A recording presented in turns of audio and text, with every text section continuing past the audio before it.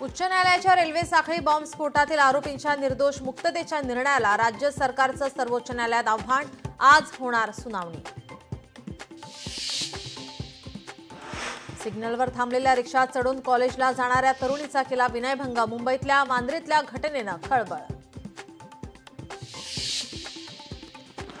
मनसे आज उघड करणार मुंबई महानगरपालिकेतील एक मोठा घोटाळा, मनसे नेते संदीप देशपांडे यांची आज पत्रकार परिषद। गृहराज्यमंत्री योगेश कदम यांच्या सावली डान्स बारवरील केलेल्या आरोपानंतर सावली बारची सत्यता पाहण्यासाठी अंजली दमेनिया आज सकाळी घटनास्थळी। राज्यात पुढील 5 दिवस पावसाचे धुमशान, मुंबई, ठाणे, पालघरसह कोकणात मुसळधार पावसाचा अंदाज।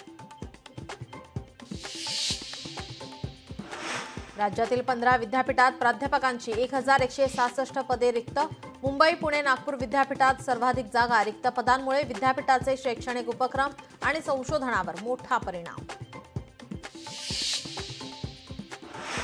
कल्याणमधील तरुणीला मारहाण प्रकरणी आरोपी पोलिसांच्या ताब्यात, मनसे कार्यकर्त्यांनी आरोपीला केलं पोलिसांच्या हवाली।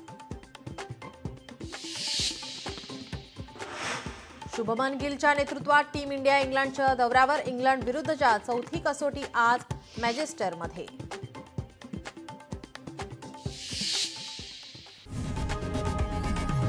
लोकशाही मराठी ऐका, पहा, जागरूक रहा।